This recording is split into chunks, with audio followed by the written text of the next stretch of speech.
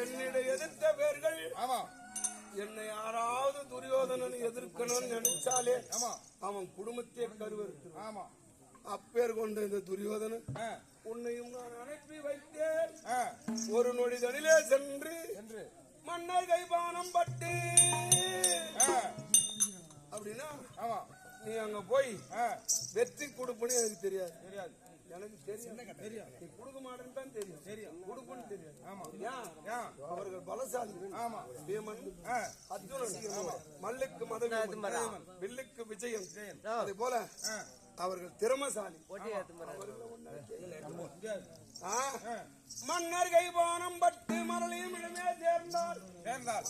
அந்த அர்ஜுனனும் இல்ல வீமனும் இல்ல நகுலனும் சகாதேவனும் யாராவது ஒருவன் கையால உன்னை கொண்டுடணும். ஆமா ஆமா. ஆனால் ஏன்னு கேட்டா அந்த பானம் உன் மார்பிலே தத்து நீ கீழே சாய்வ. அப்போ உனக்கு தெரியும் எங்க உழ போறேன்.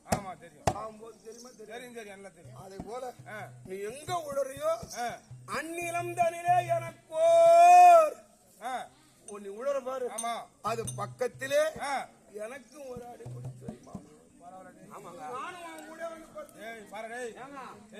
நான் என்ன சொல்றேன், அப்படியே நீங்க செத்துட்டாலும் உங்களுக்கு எம்மா ஆழம் பள்ளம் வெட்டுறமோ அதே பக்கத்துல மகாராஜா போயிட்டீங்க. அதாண்டா பையா மாமனுக்கு எத்தனை அடி பள்ளம், அவருக்கு என்ன ஆள் கொஞ்சம் உயரம் ஒரு 9 அடி வெட்டலாம். ஏய் துரியோதனனுக்கு 70 அடிடா. ஆமா, 9 அடி பள்ளம் வெட்டீங்களா? அதெல்லாம் ஜெயிச்சுட்டா நம்ம கிட்ட ஜெயிச்சுட்டா நோட்டு மட்டும்தாங்க. சரி 2 பள்ளம் வெட்டுறா. 2 பள்ளம் வெட்டினா பக்கத்துல பக்கத்துல பக்கத்துல பக்கத்துல. சரி நடுவுல அந்த மீதி மண்ணு இருக்குது பாரு. ஆமா, ஒரு கரை மாதிரி இருக்கு.